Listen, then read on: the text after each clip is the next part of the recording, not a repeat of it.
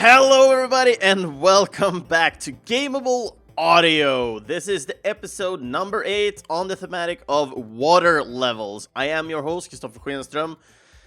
And yeah, what do we actually think about water levels? Considering like the major thought of people really dislike water levels. But one thing that really comes to mind is when it comes to the music of water levels. I'm just excluding everything going on with what's going on specifically for the water levels themselves. Of course, everybody can think what they would like on water levels. I personally kind of like them. They bring something new. Of course, some of the mechanics of moving around feels a bit sluggish, and that kind of could theoretically destroy the experience of the game, basically. But when it comes to the music, I don't know what is happening here, but holy damn, I really enjoy a lot of the water levels going on in video games. They're really mellow, they usually have really good melodies, so to speak. And there's a lot of great examples in this, and I've basically picked 4 different songs that are just a pure amazingness when it comes to the music in these games. Of course, they represent the game thematicism pretty good, I would say. On both good and bad, to be honest, but we will get into more detail when we're listening to them. But first of all, we're going out strong because we're going to Donkey Kong Country 2 and the Lockjaw Saga.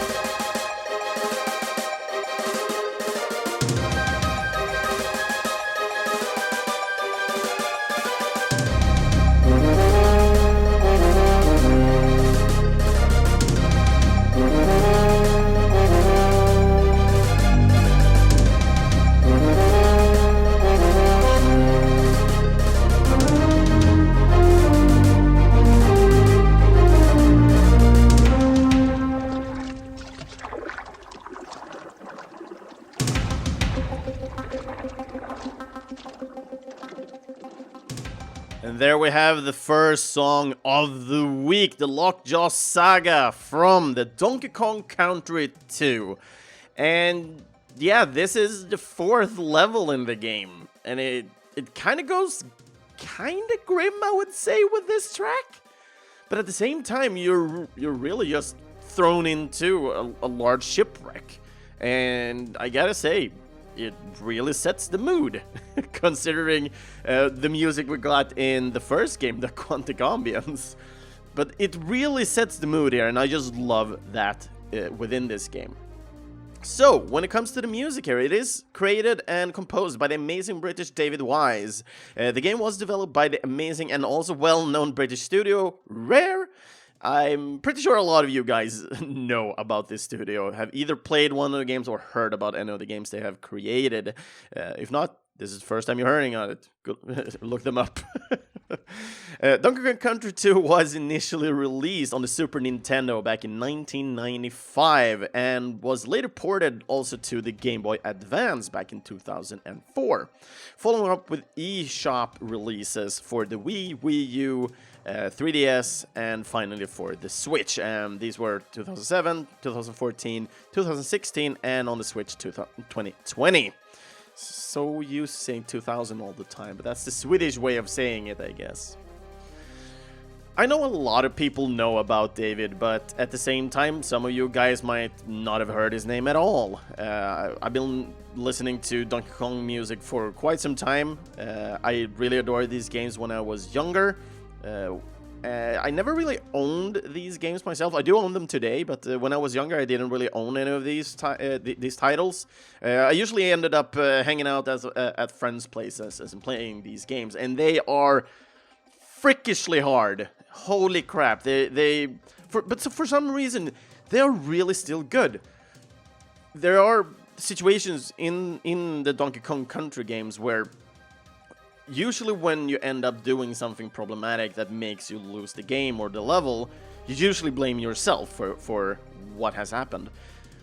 But at the same time, it's a lot of just trial and error in this game. And to that extent, I really adore these games, because when you learn these things, it's just like a Mega Man game. When you learn the patterns and what you should do at all the different points, they become kind of easy to some extent. They're still hard, like a freaking Dark Souls game. But when you learn these patterns, they become better, and that feels just really good, in my opinion. For me, specifically with the second game, I ended up coming towards the end of the game, and then when I started up again to play the last of the levels within the game, the battery in the cartridge has gone dry. So I needed to change the battery, and for those who know what happens when you change the battery, you lose the save file. And I was at the conundrum now that's like, should I just skip the game and say, hey, it was okay or good? Or should I replay it from the start? And in this point in time, I was actually playing this together with my partner at that time. And she wasn't really feeling it to start it over again. I was like, but would you watch me play it in case? Because I felt pretty confident that I could get to the point we were quite fast. And she was fine with that. And so we did it. I actually started playing through everything, and I actually ended up getting there pretty quickly. Remembered most of the levels, therefore was kind of simple getting into it and getting into the mode of what Donkey Kong Country is as a game. So just like a Mega Man game, it is easy to pick up, and when you know everything with patterns and weaknesses and so on, it becomes pretty easy. But I really adore this, and I hope a lot of you guys love the Donkey Kong Country as well, or even the Donkey Kong Land games. I'm not so well versed with the land games, but I heard they're good. So, considering David Wise here, David is pretty known in the VGM community, and he has worked on quite a lot of games. Starting out with the Wizards and Warriors on the NES back in 1987. So he even started working on music for video games before I was even born. And he's still working on games. And it's amazingly super cool, in my opinion. Considering this, also, the music from this era, he was actually uncredited most of the times for the work that he did. But so we're sure on this, he was actually only the only known composer during this period in the beginning of Rare Games. Not Rare Games, I'm talking about Studio Rare here. But some of the popular picks that he have worked on, that I guess most of the people who listen to the podcast either know or have played these games. So first of all, we have Snake, Rattle, and Roll from 1990s. We have Battletoads from 1991, Donkey Kong Racing from 1997, and Viva Pinata Pocket Paradise from 2008. And then we're running over to some other games that are not necessarily Rare games. So we're going first with Yooka-Laylee from 2017. These are Rare people working on his Playtronics. And lastly, we have, this is kind of a special thing because he didn't necessarily work on the music itself. He actually worked on the conductive work, so being a conductor for the Nashville Session Orchestra. And this was for the game Ratchet & Clank Rift Apart that was released back in 2021. And some of the lesser-known titles that he has worked on, which I was more interested in as well, because when I saw them, I was like, what? They released games for this? First was Who Framed Roger Rabbit, which is, in my opinion, a cult classic. I really adored this movie when I was younger. That game was released back in 1989. We have Monster Max from 1994. And last but not least, Snake Pass back in 2017. And Snake Pass is also an interesting one because you're basically playing a snake, making sure you're utilizing physics and everything like a snake does to conquer different puzzles and so on.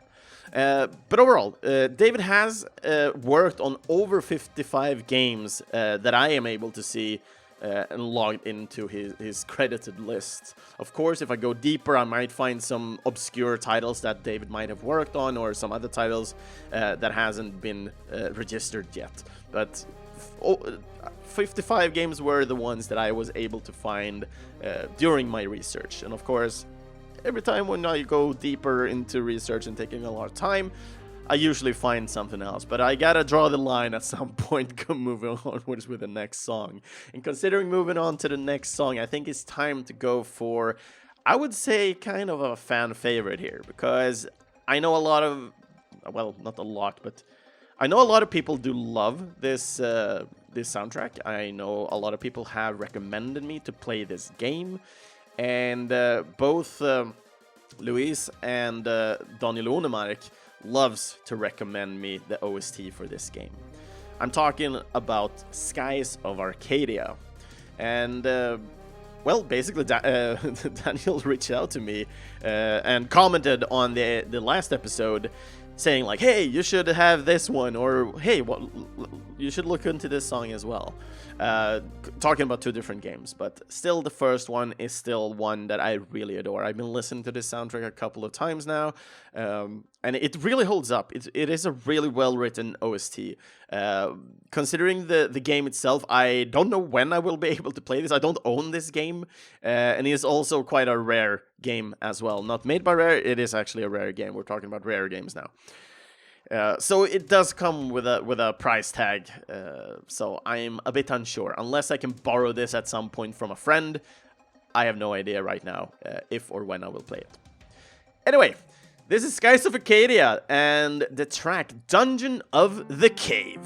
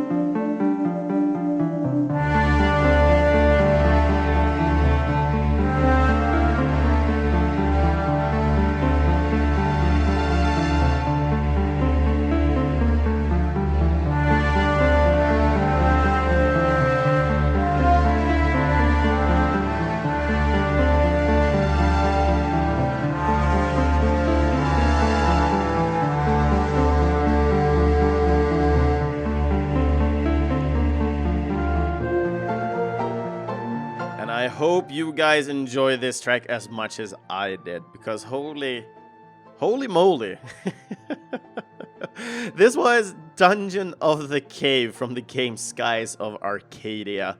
And I don't know what, this sounds like a sad tune from Metroid almost. I don't know why really. I think it is these bleeps and bloops that kind of happens in the middle of this track. I really adored it for many type of reasons. It is kind of easy going, and I just like that kind of dun dun dun dun dun dun dun dun dun dun dun dun dun dun dun dun, because it gives me the vibes of Metroid for some reason, and I think they kind of use the same kind of ups and downs when they utilize their melody. But Skies of Arcadia has this kind of sadness almost over it, with this specific track at least. But I really liked it. It really resonates with me to some extent. I think this is a great song to just relax to. The eeriness of it seems kind of melancholic almost, to be honest. I don't know what you guys think about it, but I really enjoyed this one. So considering the soundtrack for Skies of Arcadia, this is not the first time we're listening to this. As I said before, Skies of Arcadia tracks have been requested multiple times, and I think we will not stop listening to Skies of Arcadia until we have listened to each and every track of the soundtrack at one point. But as we return to the amazing composers here, Yukata Minobe and Tatsuyuki Maeda, the game was, yet again, developed by the Japanese studio Overworks. The game was released back in October 2000, the year 2000, on the 5th of October. And this was released on Dreamcast. The game was also later ported to the GameCube, but then under the name of Skies of Arcadia Legends. And if we're looking into the composers here, it was actually Tatsuyuki who made this track specifically, and he has worked on about half of the soundtrack for this game that he did together with Yutaka. Tatsuyuki started working with audio for specifically games back in 1993, and when he did work for the game, the first one he did was for Golden Axe 3.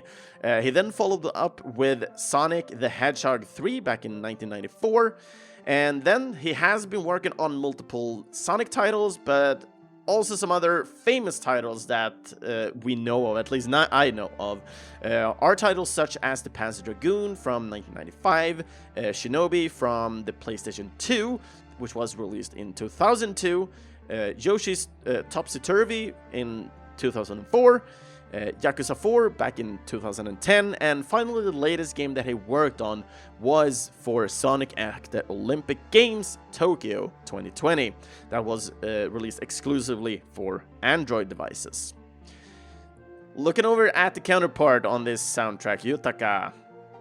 He is also a composer we've been returning to on multiple occasions.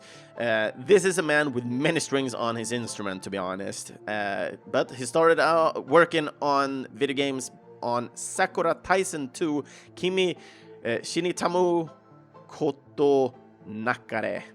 And this was released in 1998, and as many people might have guessed, yes, this is a Japanese game, which only was released in Japan. But also, just like Tatsuyuki, Yukata also worked on a lot of Sonic games. But he did not start out on Sonic 3, he started out on Sonic Adventures back in 1998, so it was a little bit later. And of course, later than Tatsuyuki, because Tatsuyuki started way earlier in the game industry than Yutaka. But just to select a few out of the Sonic franchise here, we have Sonic Pinball Party that was released back in 2003, and I actually had to look this up. I started getting into more and more pinball games, of course, and actually I don't remember seeing a Sonic Pinball Party, but apparently I've been looking for music for this prior to the search I did today when I was researching for this game specifically. But anyway, Spin Bottle Party, yeah, I don't remember if I said it, but it was released back in 2003. Later after that, we have Sonic Unleashed for, yeah, I think it was even for Wii and PS4 and Xbox 360, if I remember correctly. Anyway, not important. This game was released in 2008, and the last Sonic title that Yutaka worked on was Sonic Forces that was released back in 2017. Other titles that I've been working on includes Astro Boy that was released in 2004, and this was a release for PS2. I know there's multiple releases for Astro Boy for different consoles, but this was for the PS2, so we know where and how. After that, we have Odama from 2006, Harvest Moon, Trio of Tranquility in 2008, and his latest work for video games was the Space Channel 5 VR, kinda funky news flash, that was released back in 2020. But yeah, I don't know much since, as I said, I haven't played Skies of Arcadia, so I'm a little bit unsure how water levels are actually handled. I know we're in some kind of cave, hence the name, Dungeon of the Cave. But I'm guessing walking around in a lot of water. Don't know much about that else, so I can't really say much more about Skies of Arcadia. On the part of graphics, it looks like it could be a little bit better than between a PS1 and PS2 game, but I know when it comes to games for the Dreamcast, I know some of them were really good looking and some not that much. And from what I've been looking at this game, it kind of gives me the vibe from that part. Graphic-wise, I think it gives me a little bit of icky feeling, but if everything else holds up, like fighting and etc., I think I can manage with this. I don't want to look into this game too much, to be honest, because if I want to play this as I kind of want to do, as many people has recommended this game to me, I feel like I shouldn't be digging too much, because then I might destroy the experience of the game.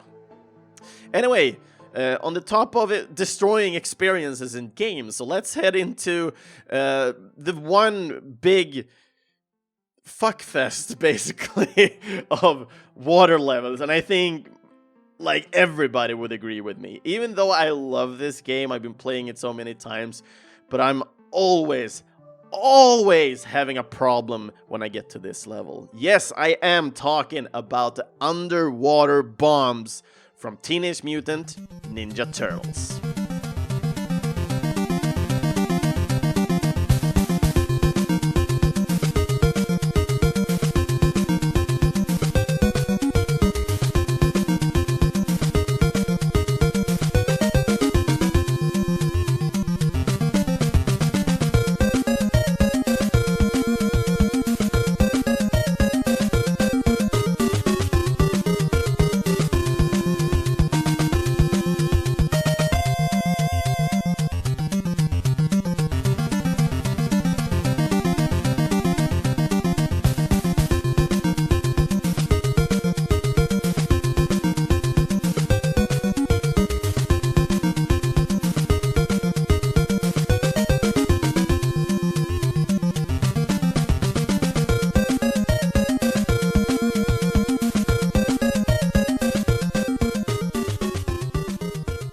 I'll make sure to lower the volume right here. I don't want to give people more PTSD than they might already have just listening to this song. Yes, people, when we're talking about water levels, I think for people that have played on the original or played when they were young to date, we'll think about this level, and this is the biggest reason why people hate water levels, basically. The underwater bombs level, basically, I think, if I remember correctly now, because I haven't played this game in a while, it is World 2, and you're basically running up on a dam, fighting off some foot soldiers and so on in the beginning, moving onwards to get past this. But in this specific level, you need to kind of walk around, not you're swimming around, sorry. You're swimming around in a giant maze, filled with things that will always kill you anywhere, and the areas to get through this freaking place is so freaking pixel perfect, it's crazy, and yeah, everything will slowly kill you over time. So yeah, it is. Did I forget to say again that it was a maze? So yeah, you better have crayons ready, because you need to freaking memorize this level so hard. You have 4 turtles to go through, and of course over time they will lose their HP unless you're really handling this pixel perfection perfectly. But I think everybody who played this game, I would say it's mostly hating it because of this freaking level. This was like the killer of this game. Everything else is kind of cakewalk in consideration to this. Of course, you can see speedrunners like speed through this and it looks so freaking easy. But when you're playing this for the first time, you're really getting frustrated, to be honest. And when you die, you need to start over again. So that's not fun either. So when listening to this track, and of course I remind myself over and over again, especially when we're talking about underwater levels. As I said prior to this episode when we started it out, I really adore water levels overall, but that's because I usually tend to forget this level. Because when you're thinking about water levels, there are still some very good, in my opinion. I still adore the water levels in Mario games, for example. You have a more sluggish kind of mechanic going on here, but they're still kind of straightforward to it. There's not much more danger when you're in water. It's just that you're slower, and everything keeps happening slower, but still it feels like the enemies are faster than you are. But of course they're fish or bloopers. But in a level such as the Teenage Mutant Ninja Turtles, we're talking about things that there's not that many enemies moving around. It's just a pixel perfection that you need to get through If not the algaes or seaweed that are electrifying and killing you, it's some other not laser trap, but lightning traps that will kill you, or you will die of something basically. And of course you have a time pressure as well because you need to disarm these bombs. Anyway, enough of me ranting about, oh no, you see how passionate people can be when talking about Teenage Mutant Ninja Turtles and this freaking underwater bombs. Anyway, no matter how horrible we may think about this track, I actually like this track. It kind of gives the stem of having the pressure you need to go, and there's something going on, but at the same time it kind of gives me an adrenaline push or rush, so to speak. And the reason for that, I don't know why, but it kind of resembles a little bit to the Contra series, and there might be some things to this as well. Let me move on this. And this is because this horrible but lovely track was composed by the Japanese Jun Funahashi. And the game, it was developed by the Japanese studio, which most of us know about, Konami. And the game was released back in 1989. It was initially released on the NES in Japan, but close to it, they also had the release for the US, and later the year after, in 1990, it was released also in Europe. The game has been ported, but also re-released digitally on different consoles. The ports include the DOS, Amiga, Atari ST, C64, MSX, the Amstrad CPC, and all of these were released during 1990s. The game was also re-released digitally, and this was on Wii through the eShop back in 2007. And considering Jun here, the composer, and this is the reason why I said we should wait a little bit when we're looking into this, because he has worked on a lot of different games in his career, and considering the games that he has been working on, it kind of resembles, if we're looking at or listening to the music from these games that have been working on, it kind of is some similarities and resembling going on in between them. So first of all, the game that he started out on was the NES game Crackout, which was released back in 1986. And over time, he has been working on about 2 to 4 titles per year. So I'm going to jump a little bit between the years, but also I will handpick some titles from the years that I'm actually picking. Of course, I'm going to talk more about the more popular ones, because if I start talking about things people don't know about, people doesn't care really that much, I guess. But starting out at the 1988, the year I was born, we have the release of The Adventures of Bio Billy. The year after, we have Castlevania 3 Dracula's Curse. Following up on that year, we have Mission Impossible. And 2 years after that, we have the Contra Force. And this is also one of the things that I'm kind of resembling and getting at. It was kind of similarities for me with Contra, so it's nice that he actually worked on a Contra game later.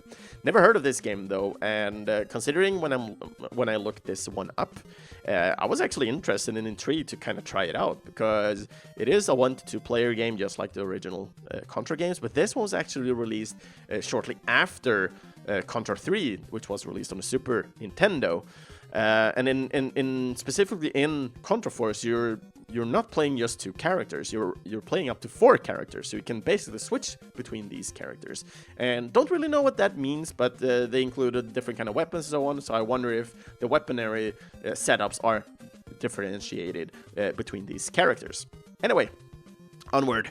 Next game is Bottom of the Ninth, which is a baseball game, which was released back in 1996. We have Frogger Beyond from 2002, one of my favorite games, Wise, and this is the Styx game, The Ark of Napishtim, back in 2005. I've been talking about this many times. Amazing soundtrack, highly recommend. Frogger Evolution back in 2006, and then his last game from 2007 was Stranglehold.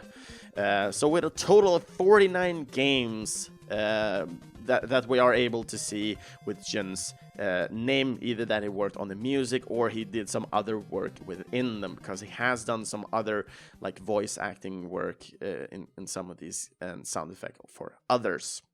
But still very interesting, and I think we're going to have to visit Jun another time as well to talk more in depth about him, to see because there's still a lot of amazing titles and a lot of titles working for Konami specifically. So maybe we can do some Konami special to look into, okay, this is a good range of composers that work for Konami games, etc. The next game we're going to listen to is a specific one because we're basically having the full game underwater. And still, this is a very popular game for people. And specifically, I think we will go into details. I think it's better if we go into these details afterwards instead of prior to the song. So let's enjoy the really good, and this is a favorite of mine. I haven't played this game. I know the game. I will never play this game because it looks freaking horrible. Not horrible. It is a horror game to me. So we'll never play, but we'll freaking enjoy the OST. And now I'm sharing Abandoned Ship with you guys from the game Subnautica.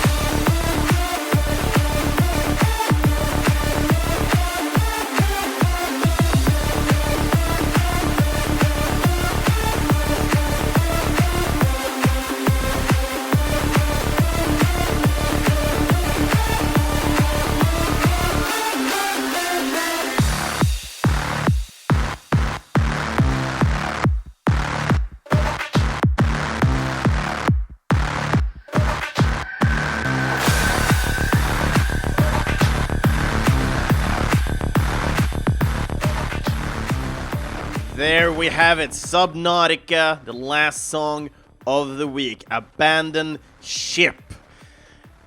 And yeah, as I said before and prior to this, I'm not gonna play this game because I freaking hate when things are underwater and things just pop up in your face all the time. And this is basically what is happening in Subnautica. All these freakishly horrible monster thingies in the water. Yeah, you can call them fish all you want. They're monsters in my head. But yeah, they will give me nightmares. So I've actually looked into this game more on a secure area, aka playthrough, hiding my eyes, averting them. But considering Abandoned Ship in this game is happening when you're going around in your little U-boat.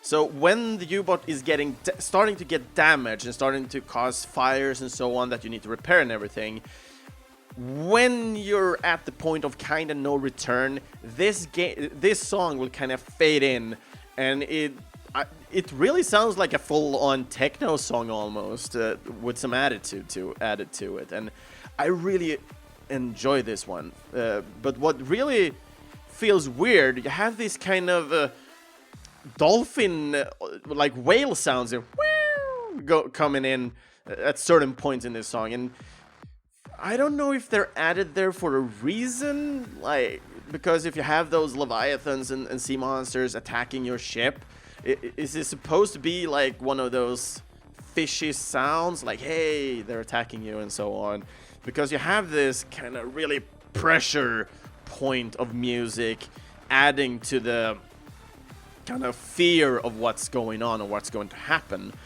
But I really enjoy this track. I've been listening to this track so many times. It actually is I think it is one of my most listened to VGM songs on Spotify, to be honest. This one popped up in Discovery Weekly, and I just loved it. I listened to the rest of the Subnautica album, but no other track from that album stuck in my head like this one. I really enjoy it, the quickness of it, but yet so effectful. That's what I like about it. It comes, it goes, and it does that really well, and it leaves you with kind of a good bad taste in your mouth. You're feeling great, in my opinion. You're not feeling great in the game because you just lost your ship, but I don't care about that. I'm just enjoying the music. And I'm not going to lose my ship listening to this. I'm just going to listen to this on the radio. That's what I'm doing. Anyway, I'm just strolling off. But yeah, Subnautica is a game that is played underwater all the time. You're basically building a base, taking care, you're finding stuff. I don't know the story. I just seen people do shit. You capture fish, you put it in a tank, you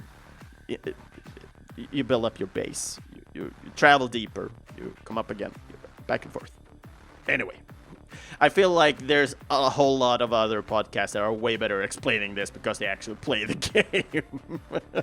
So let's do my shtick and actually stick to the music. So the track here, it was composed by the Australian composer and artist Simon, and I hope I'm saying this correctly, Simon, but it's Chylinski, I think, is C-H-Y Linsky. So I guess it's Chylinski. The game here was developed by the American studio Unknown Worlds Entertainment, and when it comes to Subnautica, it did release through early access, and this was basically through Steam's own early access, and this was in December the 16th in 2014, and this was of course then exclusively released for PC and Linux. The game did hit the full release on the 24th of January back in 2018, so it's not super long ago though. And during the time until the full release, it also had releases on consoles. And these was somewhat also pre-releases to this. Of course, they got continuous updates over time. But the following consoles were where you could play Subnautica on: the Xbox One from 2017, PS4 in 2018, and then Nintendo Switch, and also for PS5 2 years ago, so 2021. And considering Simon here, Simon is still a very young as a composer within the video game business, with only 3 games in his credits so far. And these starting out with the Natural Selection 2 back in 2012, following up with this game, and then lastly Die Young Prologue, which was released back in 2019. But I am pretty confident when I say I believe that this might not be the last time that we either see or hear from Simon when it comes to video game music, because he has a really good sound escape, so to speak, when it comes to his work within music. So I really hope we will be able to see and hear more of this guy. But yeah, so considering water levels, music is usually really freaking great when it comes to water levels. I know when it comes to mechanics, the sluggishness or the unfunness happening within water levels, it is very subjective, and due to that, it might become more frustrating for people to play water levels. And of course, I know this for a fact. There's a lot of people that I've been discussing with that really don't like water levels. To me, I'm just saying that it is part of the game, and I really enjoy this change of pace happening. Of course, there might be really frustrating parts, but of course, it's usually just simple and small segments of the levels that usually have that frustration. Overall, considering a water level, they usually end up, in my opinion, pretty good or pretty decent. So the four tracks that I picked today are from good and the bad, and I really overall just enjoy all of the tracks that I picked. So to sum it up, water levels just sounds great. We do adore them to a certain extent. It's just the mechanics that we don't like. But with that said, it is time to close up everything with this podcast. And yeah, I hope you enjoyed the tracks. So if you enjoy these tracks and just want to get to know me better, or want to listen to more epic and nice music from video games or even BitTune composers, etc., you'll find those episodes at videospelsklubben.se. You find them also on Spotify or in your closest podcast app. Just search for Gameable Audio and you'll find it. Feel also free to follow and comment on one of our social medias, either on Facebook or on Instagram. Just search for Gameable Audio there as well, and you'll find it. It helps a lot just for people to find through the algorithms and so on, so it's very helpful if you guys want to just stay connected, because I would love to talk about video games and video game music with you guys as well. Other ways you can support this podcast and for future content and quality upgrades, etc., but also in the end, future composers, you can always think about becoming a Patreon. It's $1 per month. I'm not taking for every episode, and as a thank you, we will have raffles and so on where people will be able to get some sort of video game content or as such. Also for people that does get a small little sticker, but also if you take any of the higher tiers. I'm sorry, I'm lost at words. Just enjoying everything. But for the tiers, for the higher ones, you also get shout outs in the podcast for those backers. And currently for the awesome backers that we do have today is Daniel Onemark, we have Lars Schenström, Titti Schenström, Kevin Wikström, and Mike Björkholm. Thank you so much for promoting and helping out with this podcast. It does mean a lot to me. Just so you know, it really does. It really does. Links to where you either can buy or support the composers behind the music that we'll listen to today. Of course, it's going to be hard to find music for the really old consoles, but of course we can still support them in other ways. You'll find those in the main post at videospelsklubben.se. And when it comes to the next episode, yes, it is already recorded, and it is a special one. I'm actually talking to Alan Brash from Gameable, which is a label and a podcast and etc. It's kind of a full kind of on system when it comes to video game covers. So in episode 9, we're basically going to talking to Alan Brash, and we're going through a little bit about the processes of how it kind of works, working a label and releasing music for video game music, but in covers. Super interesting episode, and I highly recommend everybody to come back when that one is released. So do remember, it is bi-weekly releases still, and I think I will keep this up with bi-weekly as long as I have so much other things to do. Because right now it is kind of hard to keep up with this, but I don't want to stretch this any further than bi-weekly. I still love doing this. I love the research and everything. Well, enough talk about that. So with that said, do take care, everybody, and see you all guys next time.